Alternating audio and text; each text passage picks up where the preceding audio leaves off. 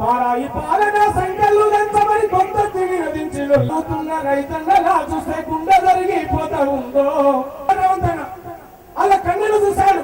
ఆ బిడ్డ ఆవేదన చెప్తున్నా సాగరంలో మునిగిపోతుందే అమ్మ అట్టుకున్న గోడ నీడనిచ్చిన చెట్టు తోవ చూపిన దారి దిగమింగుకుందే అమ్మ బిడ్డలంతా అంటా ఉండరు గాలిలో మేడలు మేడలే గంట కుక్క మాట చెప్పటనే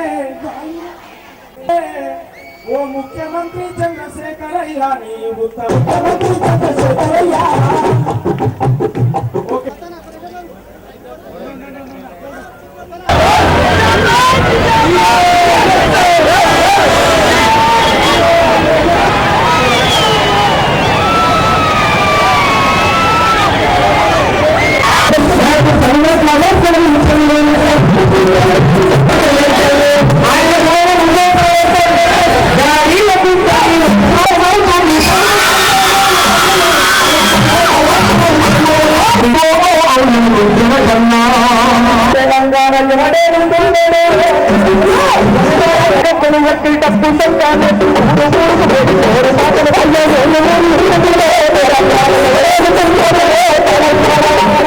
కడియం శ్రీహరి గారు కేసీఆర్ గారు గడి దగ్గర కాపలా కుక్కగా మారిందని చెప్పి సందర్భంగా చెప్పక తప్పదు.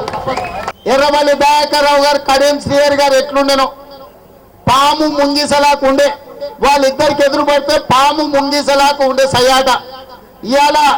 ఇక కొండా మురళి గారి గురించి చెప్పాల్సిన పనే లేదు.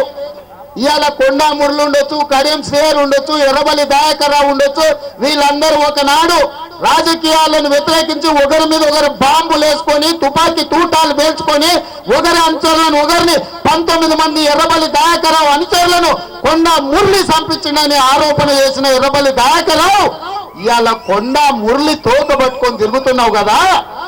నువ్వు కడియం శ్రీహరి ఇద్దరు నాగుపాము చేరిపోతులాక సయ్యాటలు ఆడుకుంటారు కదా, ఇది న్యాయమా అని నేను అడుగుతున్నా. వీళ్ళందరినీ కచరా గ్యాంగ్ అంటే నేను ఫీజు రియంబర్స్మెంట్ అయ్యే వరకు, కేజీ టు పీజీ ఉచిత నిర్బంధ విద్య అమలు అయ్యే వరకు, యూనివర్సిటీలలో మెస్ ఛార్జీలు చెల్లించే వరకు, ఈ అన్ని ప్రతి ఇంటికి కేసీఆర్ చెప్పిన ఉద్యోగాలు ఇచ్చే వరకు ఖచ్చితంగా తెలుగుదేశం పార్టీ పోరాటం చేస్తుంది. తెలుగుదేశం పార్టీ అండగా ఉంటుంది. 100% 11 యూనివర్సిటీలు తిరుగుతా.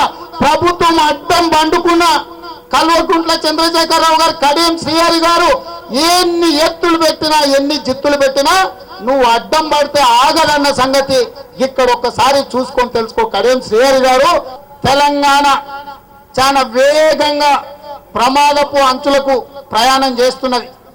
ఇవాళ కేసీఆర్ చేతిలో తెలంగాణ పెట్టడం అంటే పిచ్చోడి చేతిలో రాయిలాక తయారైంది. కల్వకుంట్ల చంద్రశేఖరరావు గారు ఈ తెలంగాణను బంగారు తెలంగాణ చేస్తా అని చెప్తుండు కదా. జయశంకర్ గారి విగ్రహం పెట్టినా, జయశంకర్ గారి పేరు మీద ఉన్న జయశంకర్ పార్కు పిచ్చి మొక్కలతో నిండిపోయిందంటే ఈ చేతగాని కల్వకుంట్ల చంద్రశేఖరరావు గారి నాయకత్వంలో బంగారు తెలంగాణ వస్తుందా? ఒక్కసారి ఆలోచన చేయండి.